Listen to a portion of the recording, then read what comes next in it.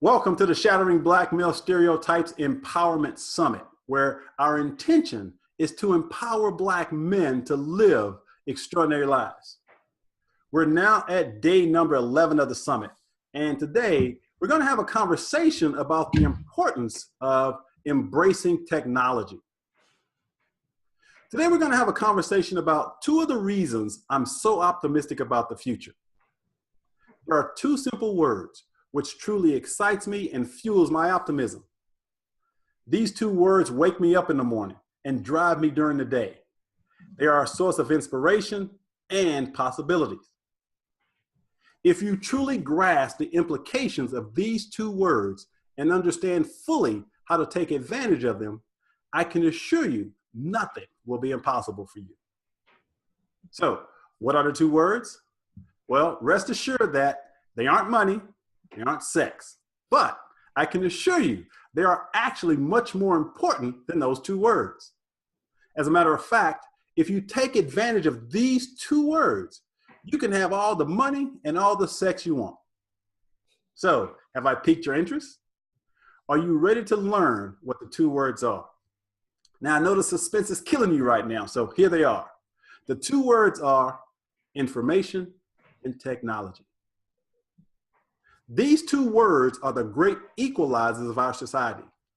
You see, information and technology do not discriminate. They don't care if you're Black, white, young, old, rich, poor, Republican, Democrat. If you're willing to embrace these two words and utilize the benefits of them, you can become unstoppable.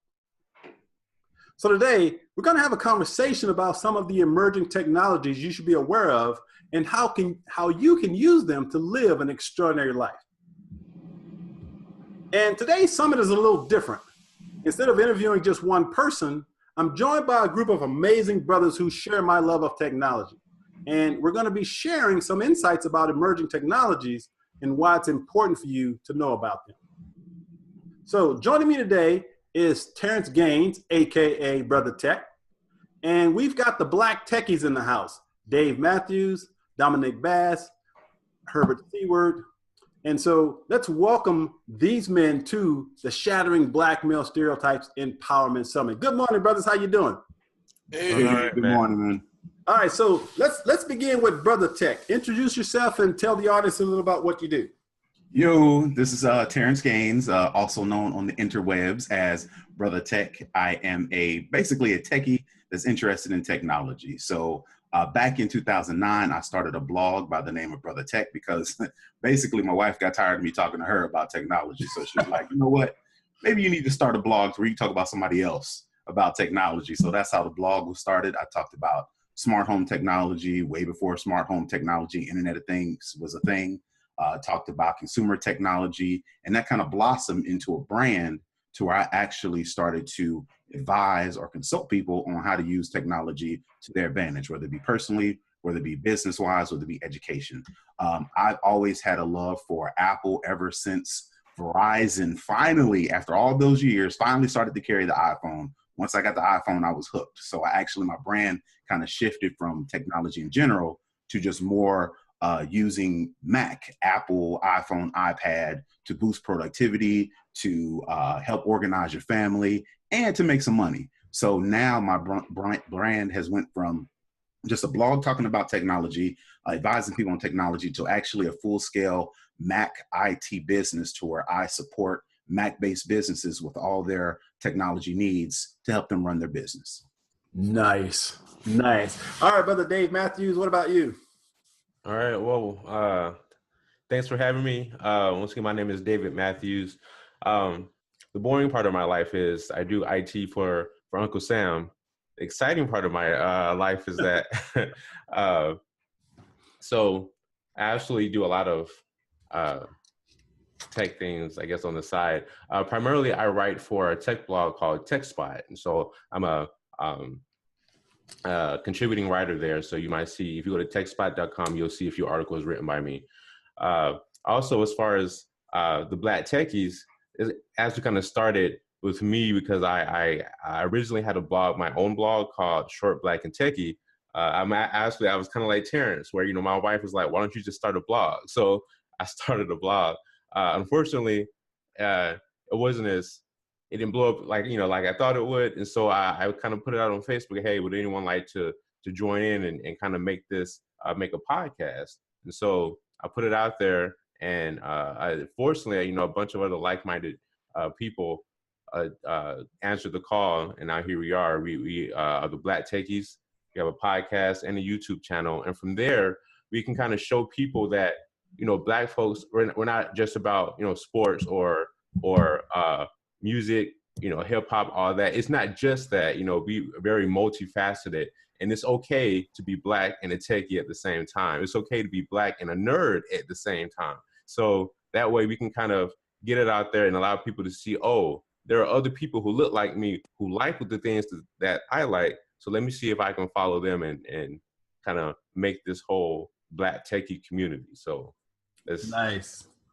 And that's the reason we're having this summit, because we've been put in this box by society that says as Black folk, we're only supposed to do certain things. But we want to blow up that conversation and let everyone know that we are techies. I like the term geek. I think that's a positive thing. I'm a tech geek. I just love anything technology. So that's why I'm so glad to have you guys on today. So Dominique, your turn. My name is Dominique Bass. The day job is I sell cell phones for Sprint. I don't really sell them anymore, but that's the company I work for. I live and breathe technology. I'm a huge gamer. Play everything from Madden to Dragon Age to League of Legends on the PC. Xbox is my platform because I'm a real gamer. So like Dave said, we're part of the Black Techies. I was glad I'd recently gotten addicted to podcasts because I was listening to what sounded like the same music over and over and over and over again, and I was just getting bored, but I needed something in my daily commute, and somebody put me on the Brilliant Idiots, and all of a sudden I'm switching from Brilliant Idiots to Pod Save America and I'm like, there's no space, really. We don't have a space. I'm not aware of a space anyway for, young Black tech, just people tech-minded, like The Verge. I started listening to them. I get a lot of my information from those guys, and so that was when Dave put it out there. I was like, yep, let's do it. I've been all about it ever since. Nice. All right, Mr. Herbert, last but not least, what you got? First, thank you for having me on this panel. My name is Herbert Seward, and along with my fellow techies, I kind of came, into technology through the service of the United States government. First as a veteran, as an information technology specialist for the United States Navy, after school, and then contracting and working for, in various facets for the U.S. government, whether it's for Department of Defense or civilian agencies. And we kind of got to become Black techies. Dave, mentioned that he put out the call. All of us are kind of, Black techies. We're HBCU. We have that's kind of how we came to this. And like I said, like Dave, I work for the government as well. I'm pretty much, I fell in love with technology from the time that, I got into the military because, I got a chance to get my hands on a lot of things and see a lot of technology develop over a long period of time. So much like Dominique, I'm a gamer, Boo Xbox, PlayStation. I think technology in general is just it's a gateway that we really, that Black folks really, are kind of missing the boat on. It's just, there's so many opportunities for us, in terms of development, in terms of social and, and economic development that, we really, it's definitely a vehicle for us to get rid of a lot of the perceptions and stereotypes that we normally have to deal with. Yeah, and that's why, at the beginning when I said information and technology do not discriminate. So those of us who are willing to embrace it, there's unlimited opportunities. Now, I am curious though, if I could, what are your ages? I'm just curious. How are you? How old are you? You really gonna do that, man? I am. Well, I am 45. Okay. And Dave? I am 32. Okay. Dominique? 32. Okay. And Mr. Brother Tech? I turned 40 January 1st this year. All right. Hey, Well, I'm on the 4th.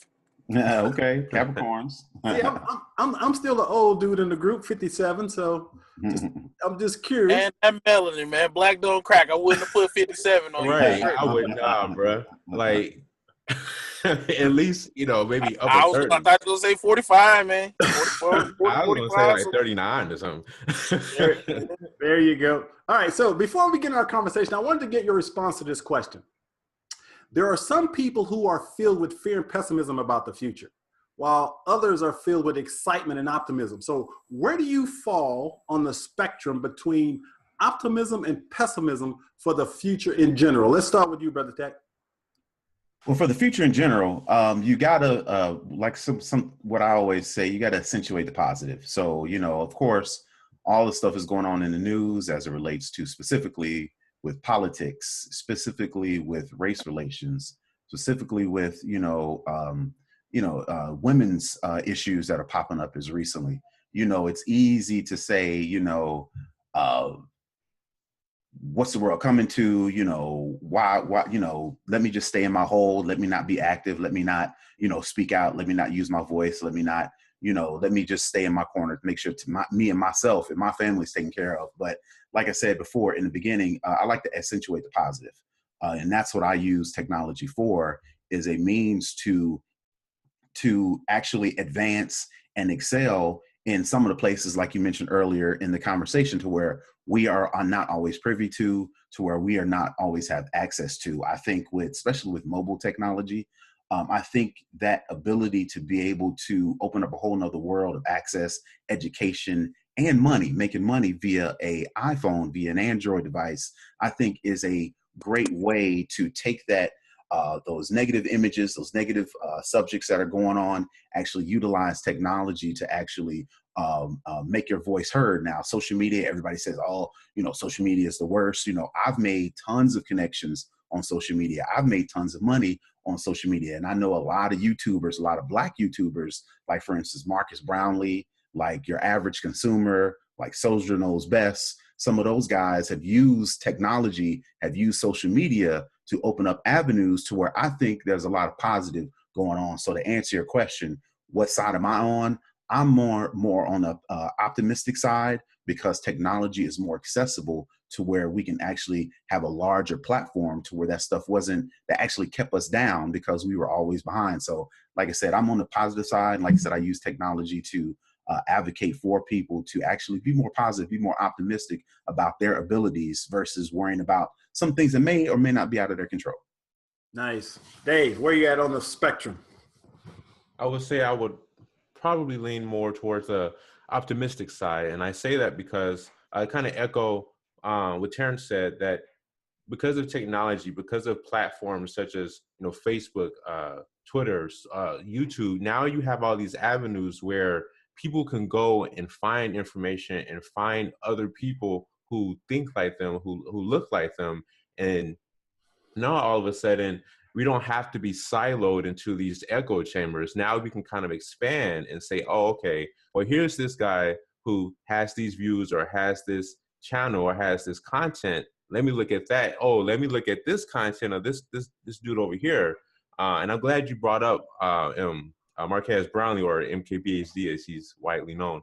You have people like them where they use their platform to get technology out there, but it's not necessarily about just the technology. It's the fact that you see a lot of young black men, not even just men in period, black men, even black women. There's I'll highlight two channels. One is called The Tech Couple. Shout out to The Tech Couple. I know them personally.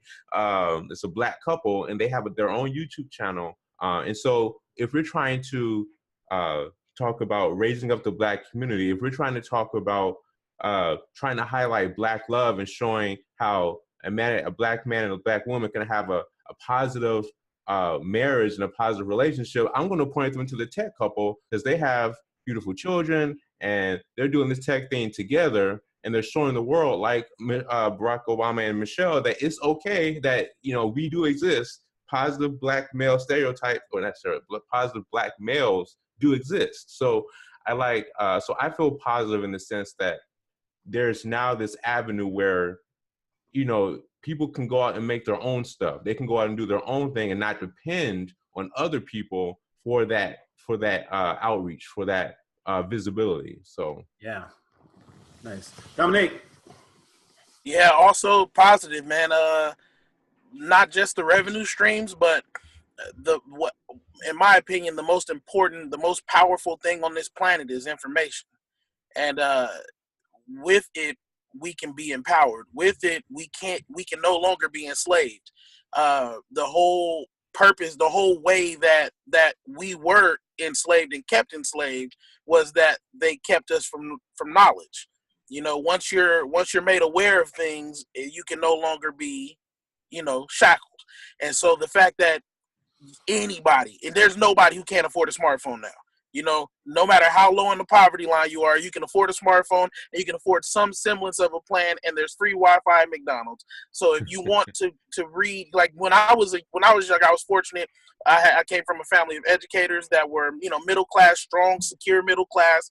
We had encyclopedias in the house. You know, this is before the internet. I'm a little older than the internet, but when I needed to learn something, I could go learn it.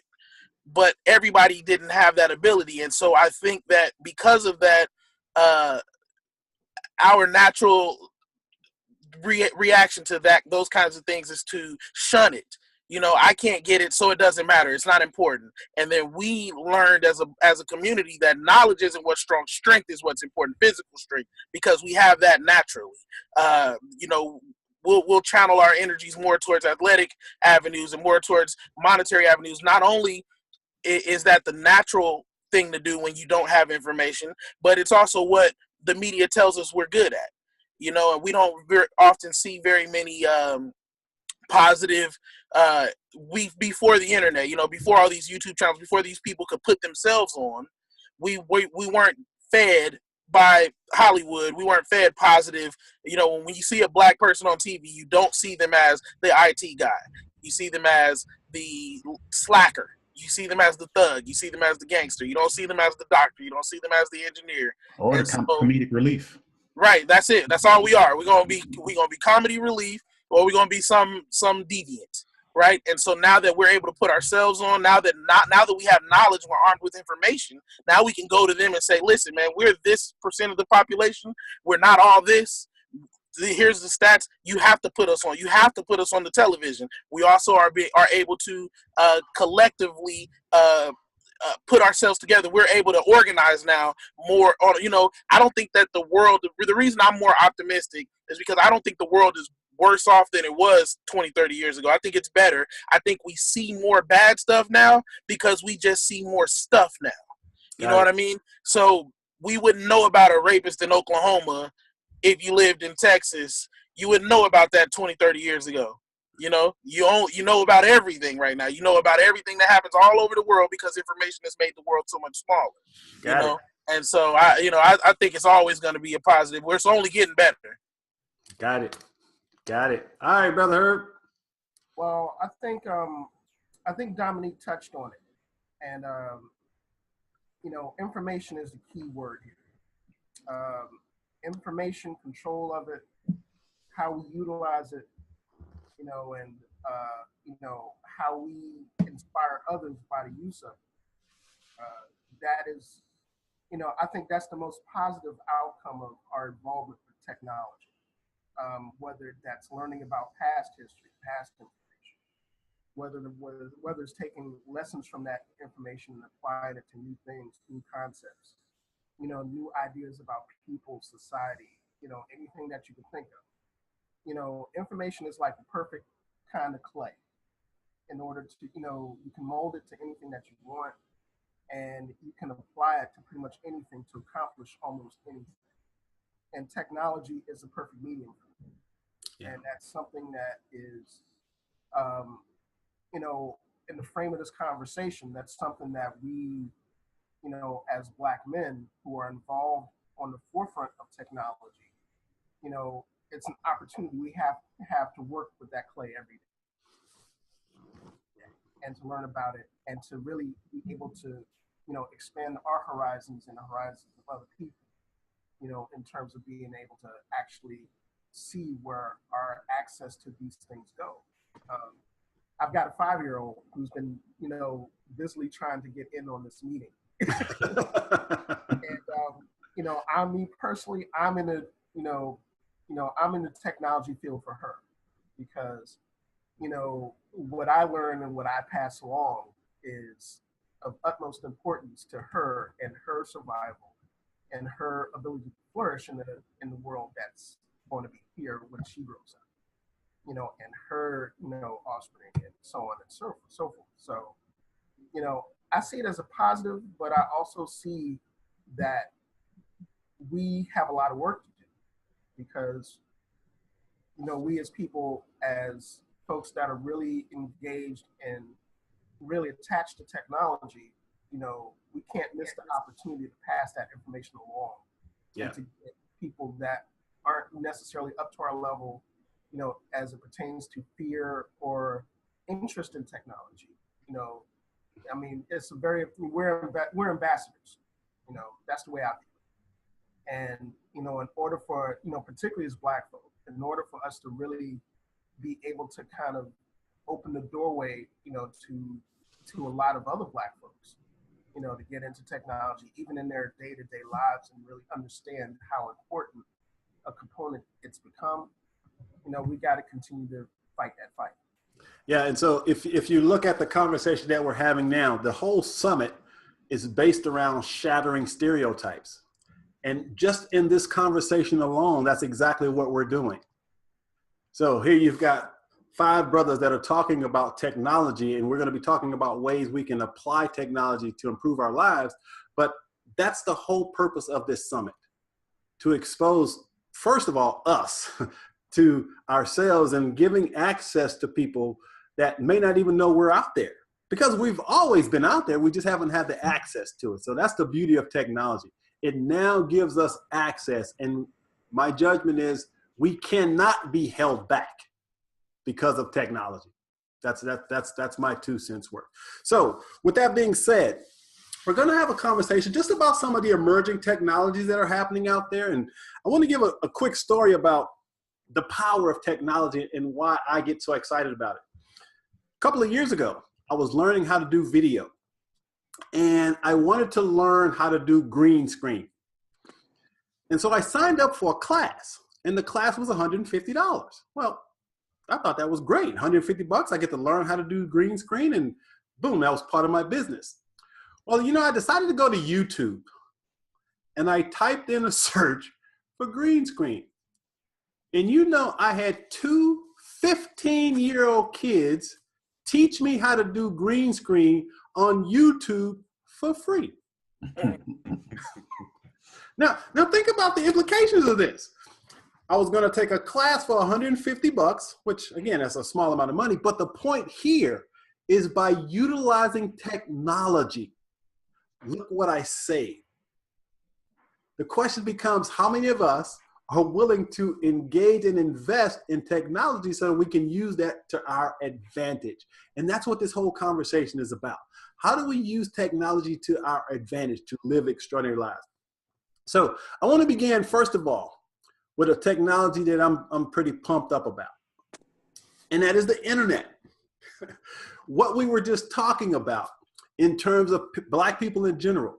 For me, when I think about the civil rights movement and what they were fighting for, I say it's only one word, and that word is access. They were fighting for access to information. Because think about it, there was a time when it was against the law to teach Black people how to read. Think about this now. We did not have access. So now that we have access, how many of us are using the internet, and we're talking specifically about the internet right now, to improve our lives, but at the same time, share our gifts and talents with others to make sure that they can improve their lives. So I'm a coach, motivational speaker, author, something that I'm really passionate about. The beauty of the internet is that it gives me the opportunity now. I've got clients around the globe. Last time I checked, I think it was 17 different countries that people listen to my podcast, buy my books. That wouldn't have been possible 50 years ago. So just from your perspective, how important is simply accessing the internet? What just your opinion? Brother Tech, let's start with you. Well, to answer your question, and people are probably already know the answer is access is extremely important, because without that access, you don't have the avenue to figure out what people out there are doing, what people like you are doing, what your competitors are doing, to better find a lane to express yourself, to better find a avenue or a niche to actually use the information that's already in your head, because we already know we're talented. We already know we're smart. We already know we're business savvy, but without that access to information to see what's out there, what people are doing, what's popular, what's not popular, to take that information and say, okay, now that I have these different pieces, how can I then use that, add it to my skills, my abilities, and then turn that into something, whether it be just to share your information or, like, you know, what most of us are going back to, how to profit, because there are people out there that have been profiting off of the internet and off of that access for years, for decades. We are starting to, for the past 20 years or so, are starting to get that access. Now we need to take it a step further and say, how do I use that access? But without that initial being able to see what's out there, being able to scan the landscape, have you, and actually see, okay, this is what's working, this is how I can contribute. We need that access, but then after that, we need that ability to capitalize. So I guess first is access, then you can capitalize. All right, Herb, what you got? Well, Internet. I think, and I think Terrence, again, kind of touched on it. Access is everything. When it comes to the internet, access is everything. It's a gateway. You know, whether it's information, whether it's economic, you know, health, whether it's personal health, whether it's knowledge, it's a gateway. And the access to it is everything.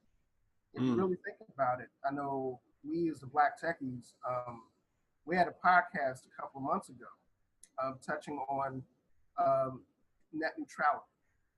And essentially, you know, if you're not familiar with it, net neutrality has been one of the biggest talking points of a lot of people in technology as it pertains to this administration and as it pertains to access in general. Because, you know, with the recent judgment with net neutrality going bye-bye, going away to dodo, you know, there aren't any restraints from companies in this country preventing access or, you know, slowing it down. slowing down or giving access with price. Access in general to the internet,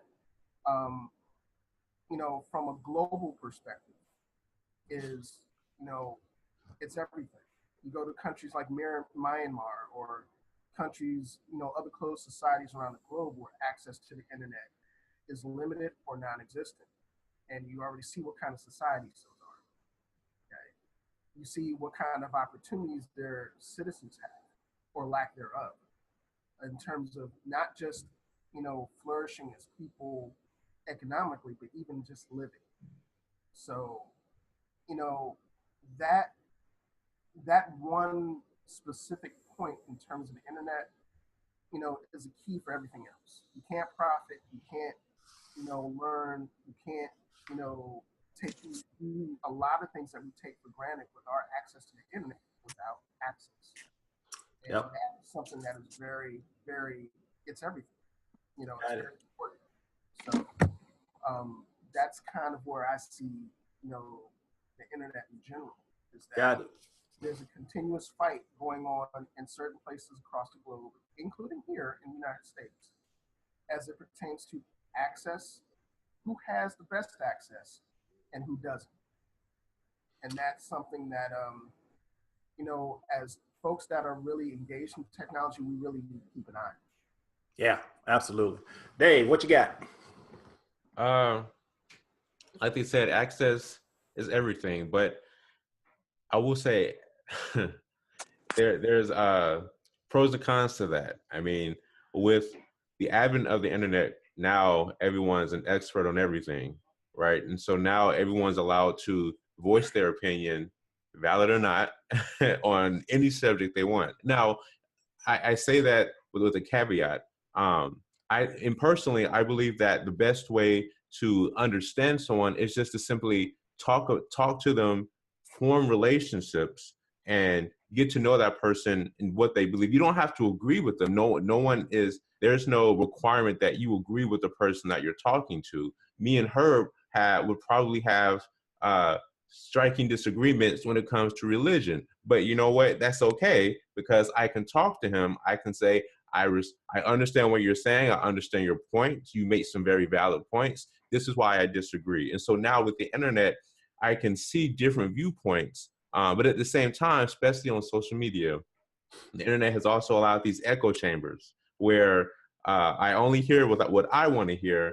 And if I hear anything contrary to that, well, they're evil. And so it's to me, the internet and access in general, it comes with these pros and cons. But I guess that's kind of what you get when you open access to everyone. So I'm not saying it's a bad thing. I'm just saying that that's just the result of opening the internet to everyone. But at the same time, that access allows us to reach out and I want to say reach out and touch, reach out and get to people or get to people who may not see us regularly.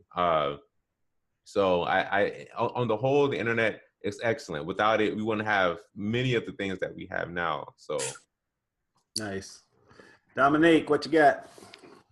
Yeah, man, like they said, access is everything. I believe like with your story with the green screen, $150 isn't a lot to you, but a young person with the idea of filming a short film, that $150 is a barrier he can't cross, right? Right. If you, I believe that the internet and this wealth of knowledge, although it does come with, like Dave said, everybody thinks they know everything, and with all these fancy algorithms to elicit a positive response from you, they keep showing you the things that they think you want to see. And so if I think that the earth is flat and I keep liking flat earth posts, then for somehow, some way, all these flat earth posts keep ending up in my timeline. And of course I'm right, because there's 50,000 people that agree with me.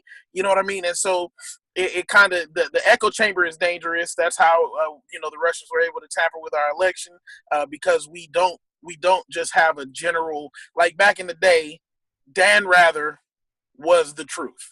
You know what I mean? We just knew that if you turned on the news on Sunday night, whatever he said was going to be fact-checked and true. Now, of course, they made mistakes because they're human, right? But now I can just go online right now and share a story that Beyonce is cheating on Jay with 21 Savage. And if I put the story on at the right time and Photoshop a picture, most people ain't going to believe it, but there's going to be some that do. And then there's going to be a story told at work. You know what I mean? And so that it's a little dangerous with that. But like I said, the barriers that are removed with information are immense. And the fact that I can right now, if I don't have any money and my car breaks, I can go on YouTube and figure it out. Mm-hmm. You know what I mean? You can figure it out. If you want to learn how to do anything under the sun, you can go on YouTube and figure it out. Even hard math, things that were just like, it was just a dead stop. If I wanted a computer, I used to have a computer to do the things that I can do from my phone now.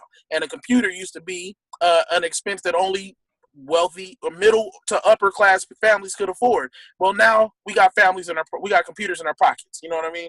And so I think the access it's making the world smaller, which is a good thing, because I believe exposure to different cultures will only help us be more tolerant. And as you know, as this group of aging Confederates and racists, as they die out, right, their kids will be more tolerant. They probably won't be star citizens, right, but they'll be more tolerant, right.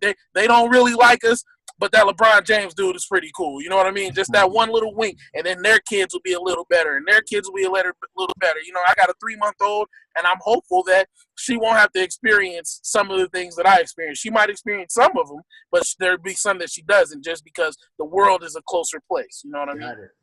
Nice. Now, so here's the final summary on the internet. The internet is a double-edged sword. It all depends on how you choose to use it. So as you're listening to our conversation today, I want you to think about this. You can use it for good or you can use it for bad. There are a lot of people who waste a lot of time social media doing absolutely nothing, not taking advantage of the access that's available. The question becomes, what about you? I'm a huge proponent of being 100% responsible for your life. So if you're committed to living an extraordinary one, the question becomes, how are you going to use this amazing thing called the internet? It's all up to you. You get to choose. So next thing I want to talk about, this is something that excites me a lot. Autonomous self-driving cars. Now, a lot of people don't realize this, but every major car manufacturer right now is working on an electric version of a car, and most of them have self-driving technology. There are some people who are predicting that within the next 25 years, you're going to have just autonomous cars everywhere. They're going to be pretty ubiquitous everywhere.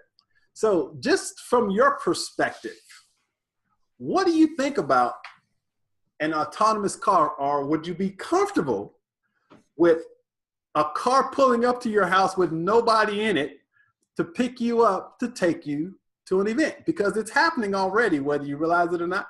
So let's talk a little bit about autonomous cars and autonomous tech. And I'm gonna start with you, Dominique. What's your thought on that? Listen, the way I am with new technology that has my life in its hands is I ain't gonna be the first one to use it. And you know what, to be honest, the way technology works, early adopters pay a price that I'm probably not going to pay as long as I got a working right foot and a car that works. So it's not something that I'll have to deal with until I know it's safe anyway. You know, just like when we start taking civilian trips to the moon and to Mars and stuff, I won't be on the first ship, you know, but once it's about number 50, just like the first few airplanes, everybody was nervous. There was a few people that got on that was nervous, and it landed, and then you didn't get on the second one either. But after that third or fourth one, you're like, all right, this is probably good. We'll just go ahead and get on. So once if it didn't just take off from a mile down the road, if the car left from 15, 20 miles away and came up to my house, then I have to assume that it's working, right? And I get in the car, and then I can get work done while I'm going to work, or you know, wind down or meditate or whatever, and then I don't have to worry about the standstill traffic that raises my blood pressure and has me calling God's children things other than what they are, you know, because I'm not pleasant in traffic at all, and so it'll let you just get your mind off of that, and it's coming whether we like it or not. It's an expense, I think, that everybody's ready to get rid of anyway, and I'm looking forward to it. Herb, what you got? What do you think? Well, I think from the technology itself, it's already here and it's promising. But a lot of times when we talk about technology and its impact on everyday life, we stop at the technology and we don't necessarily, talk about the infrastructure that is supposed to be there to support it. So one of the things when we talk about, driverless cars and this technology is, the infrastructure around it, which is our highways, the people that we're going to be tasked with actually designing, our future highways to support this technology. So as of right now, yeah, I think it's great, but and here's the but. We still have a lot of, the majority of our technology that is on the highways now is that of the gas burning variety, and subject to human control and error. It's like the cars, and I think a lot of that, it's a technology that we're going to have to ease into, even though the technology is already here, and we're already seeing it being deployed in special and controlled environments. I kind of shudder to think, how, a car dealership or a government or a city government is going to kind of deal with, autonomous vehicles being released en masse during the rush hour, where you still have, a ton of human drivers components that are like, okay, what the heck are these autonomous cars doing? Why are they holding up traffic? Blah, blah, blah. Especially in more urban environments like, let's say, New York City or Washington, D.C., where me and Dave are at, or in Atlanta, or any place where there's a lot of congestion in general.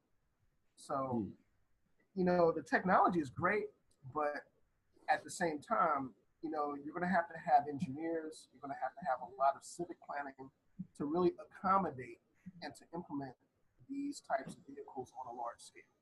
So that's something that that kind of seems to get lost in translation when we start talking about having this conversation about vehicles and the excitement that we're experiencing by seeing, oh man, car parks itself. But yeah, at the same time, the evolution of that is going to mean that, okay, well, there's still going to be user error and human error involved, whether it's autonomous or not.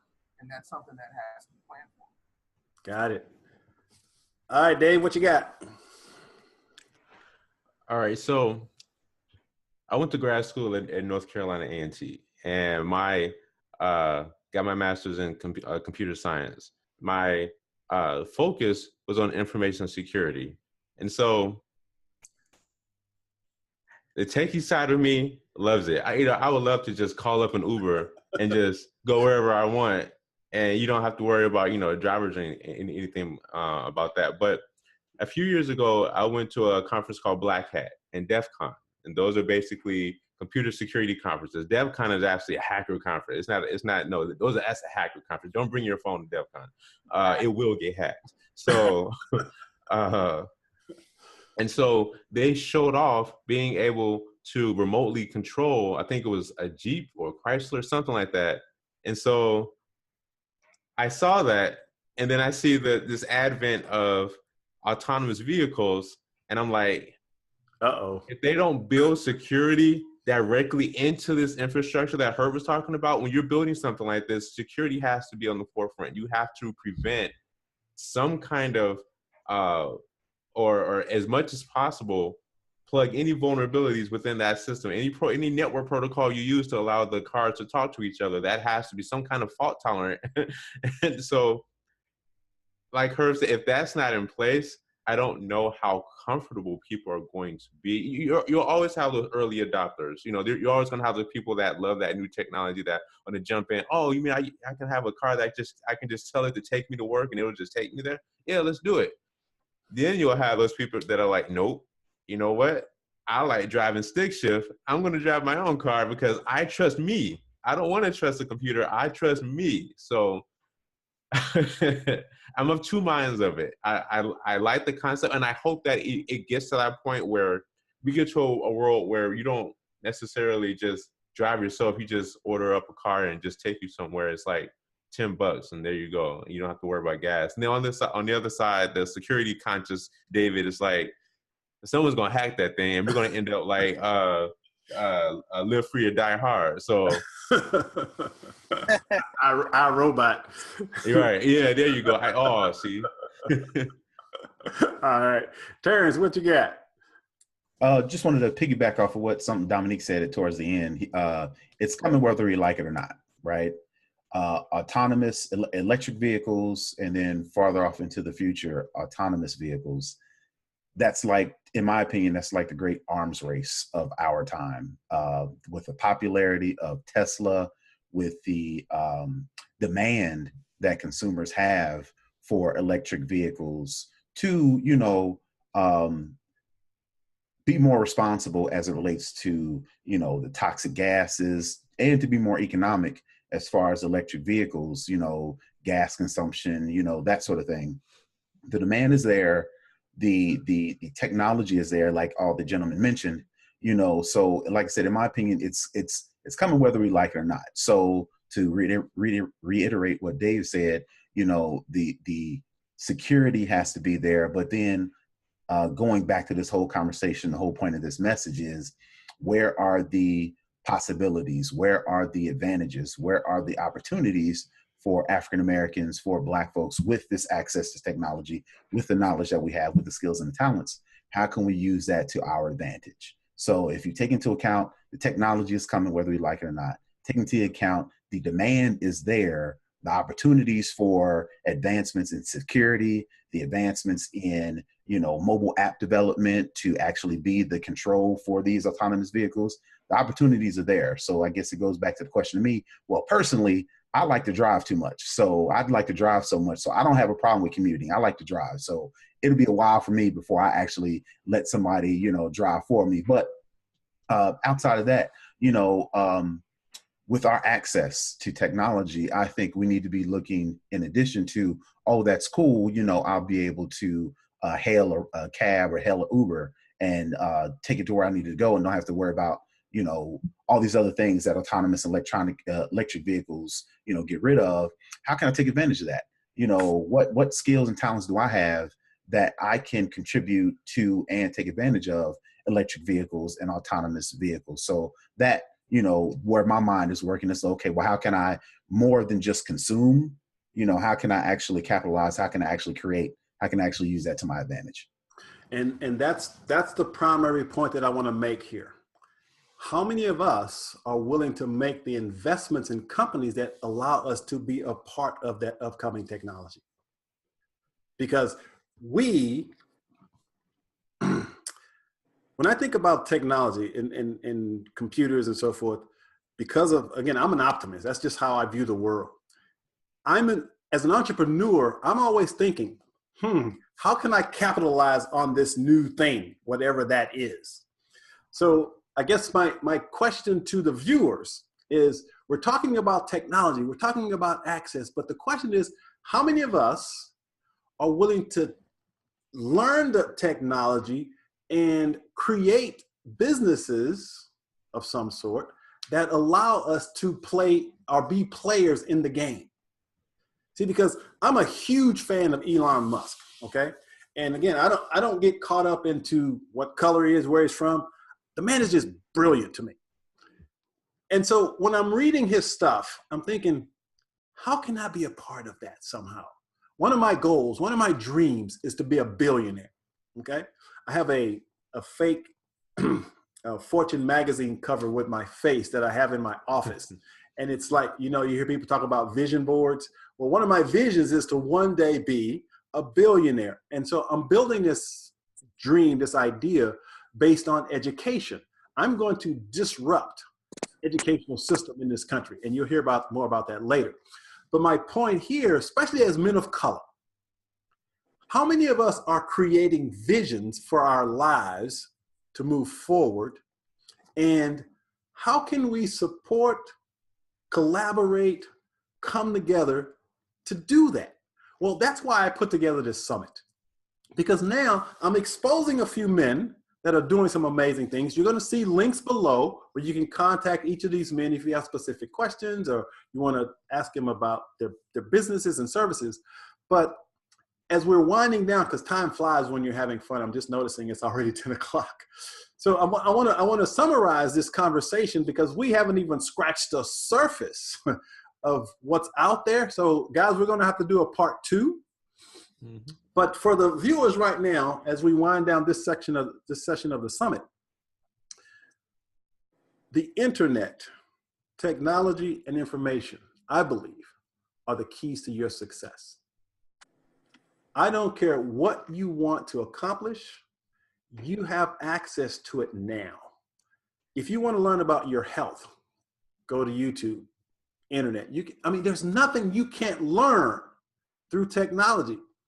So as we wind down the summit, I've talked a lot about the stereotypes of Black men in this country. And I've broken them, what I call the 10 most destructive ones down.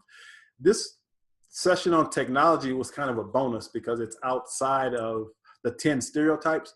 But this is probably this can have the most impact on us as a community, information and technology. So how we use it is up to us. And using technology and information to live your dreams, to be inspired to do what you're put on this planet to do is what this is all about. So I want to close by giving each of you men an opportunity just to kind of your final thoughts on technology as a whole and any other words of encouragement that you want to share with the viewers about how to embrace technology. So let's start with you, Herb. Well, I guess the first thing that I would say is that technology, whether it's the internet, whether it's, knowledge of programming, whatever facet of technology you may be passionate about, it's a tool. It's a tool, to get to a specific place where you would like to get to. And for Black folks, it's a readily available tool, as long as we're committed to, getting there. Just like the book is a tool, the pen is a tool, to write, to be able to communicate ideas.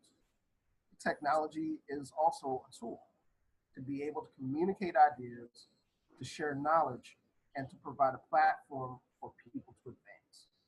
And in terms of Black folks, it's a tool that's readily available, whether it's the internet, whether it's the ability to do podcasts and communicate your information, whether it's telecommunications, whether it's engineering, whether it's programming. It's, having the chops to be able to do that type of work and to engage in that type of thought process opens doors to, a way of thinking that a lot of folks, in the past were really had access to. And a lot of things we've touched on today, access is a big deal. It's, again, not to really de-emphasize everything else, but it's everything. Whether it's, getting into a career in technology, whether it's access to the type of information that you need to get to advance and succeed. It's a very important thing to be able to utilize that access once you get it, and to be able to not only maximize it for your own benefit, but to maximize it for others in terms of being able to pull others up and to be able to share the knowledge that you accumulate and you apply. So I think that's a very, very important aspect of this conversation that we've had today. I look at the panel and, I see 4 other men that have just really, really great thought processes about everything. I know Dave, fellow hacker, security dude. I mean, we're always thinking about technology and always thinking about how it's going to benefit us, how it's going to hurt us, and everything else in between. That's part of what the Black Techies is all about. So that's kind of what, I see in terms of technology and where we need to go. Gotcha. Thank you. Thank you. Dominique, what you got? So I appreciate you for having us on, by the way. I'm taking some stuff away from this. I hope everybody else is. I have a sign off that I do every week on our podcast, and I'm going to do it on your podcast. But the thing is, I want everybody to have a great week and be blessed. I want everybody to take solace in the fact that by the time anybody hears or sees this, that dude might not be your president. So that should be the most encouraging thing that we can say. Also, in hell, Wakanda. All right. You clear? I'm clear. All right. Dave, what you got? See, I can't follow that. No. So what I would say is, we live in this world where you the internet has basically given you access to anything you want to do. If you want to, whatever you're interested in, if you're interested in showing people how to do hair, do it. Do you know how many YouTube channels there are of women and men just showing you how to do things? Like Michael just said, two 15-year-old boys taught him how to do green screen. 15-year-old. So don't let anything be a barrier to what you want to do. I would also point out that if I can do a plug for hashtag HBCUs, that if you know people or if you're interested in technology at all, there are plenty of schools, Tennessee State, North Carolina A&T, Alabama State. There are people, there are institutions that are willing to teach you for a lower cost than what other schools are doing. So if you're interested in doing that, by all means, research. And in fact, even if you don't want formal education, there are a lot of low-cost websites out there. There's one that I personally use called Udemy.com. I use that. It's like $10. You can learn how to basically do anything in the tech community, in the tech world. So that's all I'll leave it. I'll leave it at that, saying that if you're interested in technology, do it. There's nothing that's preventing you from doing that. If you in the hood, get you a $15 Android phone and make a YouTube account. There you go. There's nothing now, anyways, that is preventing you from doing what you need to do. So that's what I'll say. All right, Dave, Brother Tech. I wish I would have went on before Dave because he took the words right out of my mouth. So I'll try to summarize it. Find your niche. Figure out what you're interested in. Figure out what drives you. Figure out what gets you up in the morning. Figure out what keeps you up late at night. Figure out those things that, you could talk about on a podcast. You can talk about on a YouTube video. Find out that thing that is your interest. Find out your passion. Find out your niche.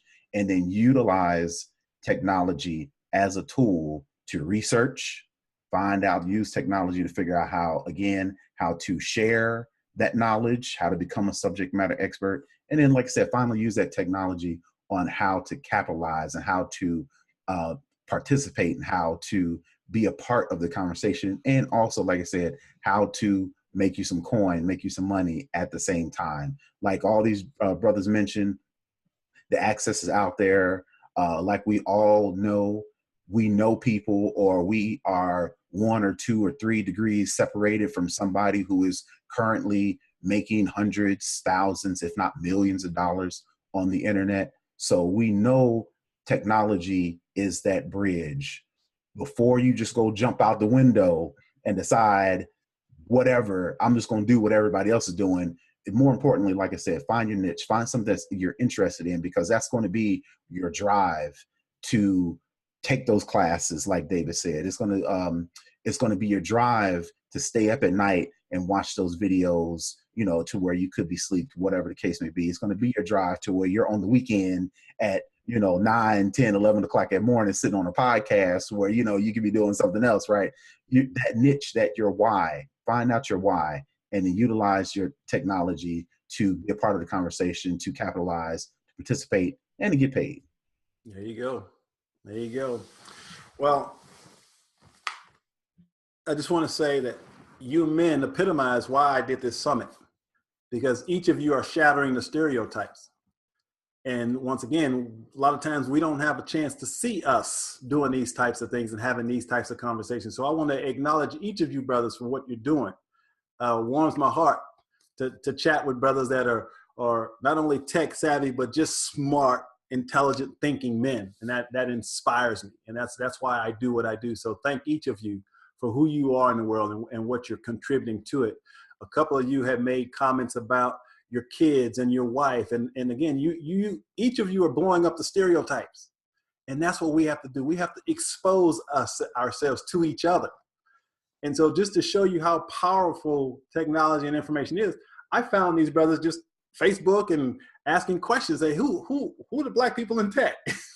So I'm glad that I was referred to you guys, and I definitely want to stay in contact because I've got several summits coming up next year. Matter of fact, one summit is specifically around tech.